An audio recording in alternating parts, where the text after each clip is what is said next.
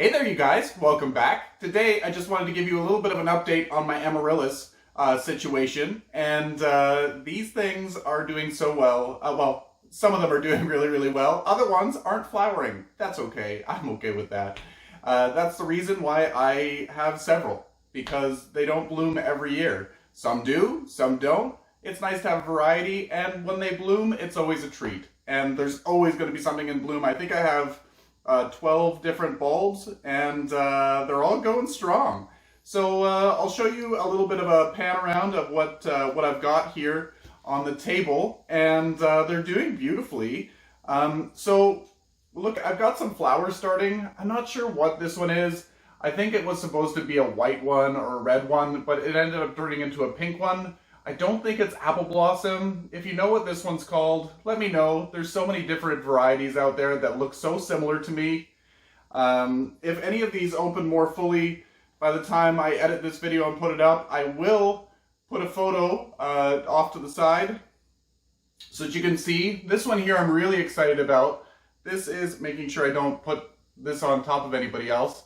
This one's called Santiago, and this one didn't bloom for me last year. I bought this one last year, and it didn't bloom, and I was a little disappointed because I was so excited to see this flower. And it's blooming this year, and it gave me not one, but 2 flower spikes. So that's the bonus of if things are not blooming for you on a yearly basis. Sometimes if it takes 2 or 3 years to bloom, it charges up the bulb that much more, and your chances of a better show are greater. So I don't mind if they don't want to flower every year. Again, it's a total drain on the bulb to create these flowerscapes and these huge blooms. So it takes time for them to recharge and get bigger. The bigger you can get that bulb before it flowers, the better show you're going to get. So try to maybe do it every other year to try to get them to bloom. Yeah, the bulb's going to do what it's going to do regardless. So what I'm doing, oh, here's another one that's starting to open up as well. This one doesn't have a tag, but look at that beautiful bud. Oh, it's so pretty. So what I'm doing with these guys right now is this one here, because the leaves are growing, chances are the root system is growing. So this one I'm keeping evenly moist. What is this one called? This one's Bakota. This one is a cybister type, so it's going to have the really long, thin petals. It doesn't have a flower coming on it this year, but that's okay. So I'm keeping this evenly moist.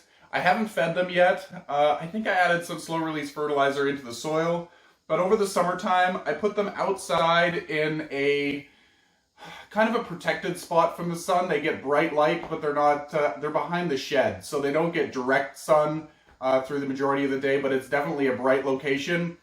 They like that. They can also tolerate some full sun here in my climate, but I'm also in Canada, so the sun intensity might not be as high as somewhere closer to the equator.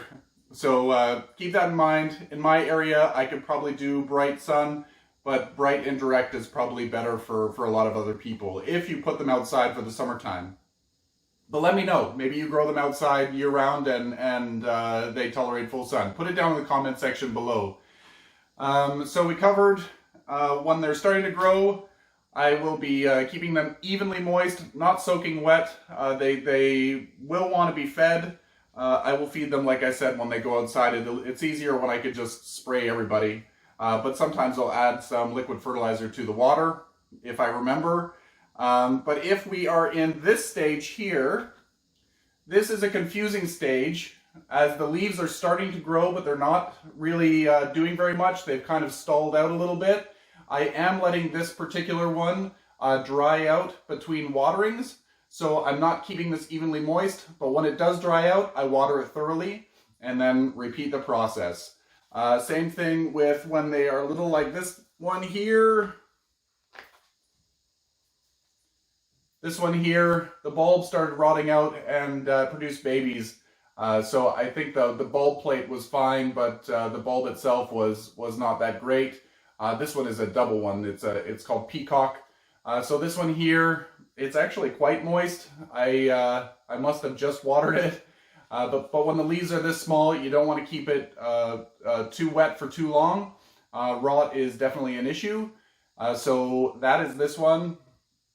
So again, letting it dry out completely between waterings.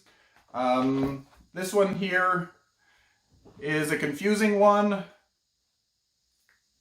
We've got this guy here, which has a beautiful flower scape starting on one of the bulbs, but its babies are producing leaves. So in this situation, I will keep it relatively evenly moist because it probably is producing some roots. These babies are attached to the main bulb, so they're pulling up nutrients for all of them. So keeping it evenly moist is probably a good thing. But if it was just the one producing the flower scape, I would let it dry out between waterings.